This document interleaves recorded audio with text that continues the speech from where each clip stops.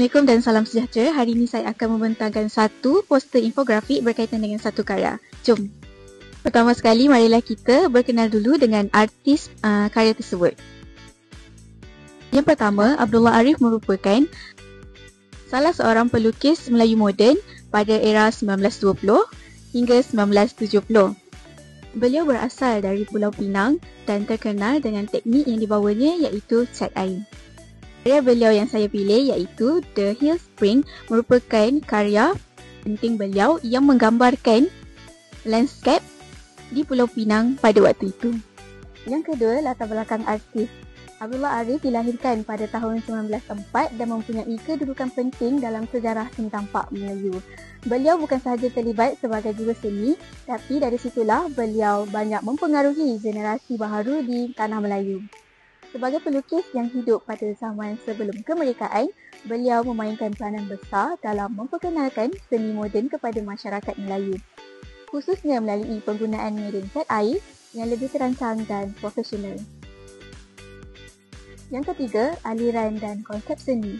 Dari segi aliran, Abdullah Arif terkenal dengan gaya realism landscape. Beliau menggunakan teknik cat air yang dipengaruhi oleh seni barat, namun tetap mengekalkan ciri tempatan. Dalam karya The Hill Spring, kita dapat melihat bagaimana beliau memadukan teknik realistik dengan suasana alam Malaysia. Beliau menggunakan teknik wash yang lembut pada langit dan latar belakang untuk menghasilkan kesan atmosfera yang romantis dan menenangkan. Konsep yang dibawa dalam karya ini mengangkat keharmonian alam serta menyusun landscape dalam bentuk visual yang teratur. Kedua, dari segi warna, Abdullah Arif menggunakan warna lembut dan natural seperti hijau, biru dan coklat tanah. Penggunaan warna ini memberikan suasana nyaman dan damai seolah-olah penonton berada di dalam suasana tersebut. Ketiga, komposisi karya ini sangat seimbang, bahagian hadapan jelas dengan elemen, pokok dan batu. Maka latar belakang semakin lembut dan berkabus menunjukkan penggunaan perspektif atmosfera yang kemas. Dan yang keempat, dari aspek unsur seni, kita dapat melihat garis yang halus, ruang yang luas, tona warna yang harmoni dan bentuk semula jadi yang realistik. Seterusnya, konteks sejarah karya.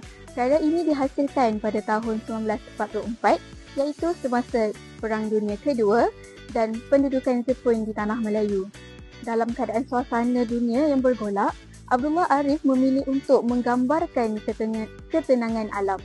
Ini menunjukkan bahawa seni dijadikan sebagai medium untuk mengekspresikan harapan dan ketenangan dan keharmonian di tengah-tengah pergolakan dunia.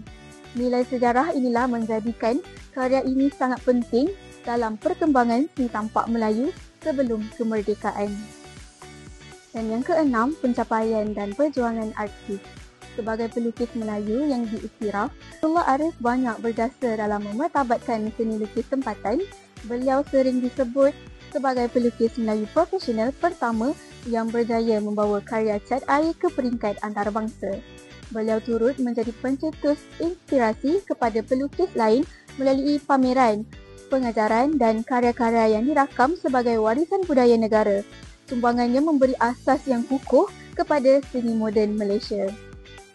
Akhir sekali, untuk kesimpulannya, karya The Hill Spring bukan sekadar lukisan landscape tetapi sebuah rekod sejarah seni tampak Melayu yang penting.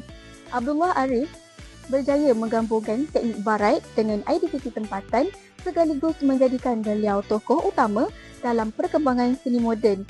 Sekian, terima kasih.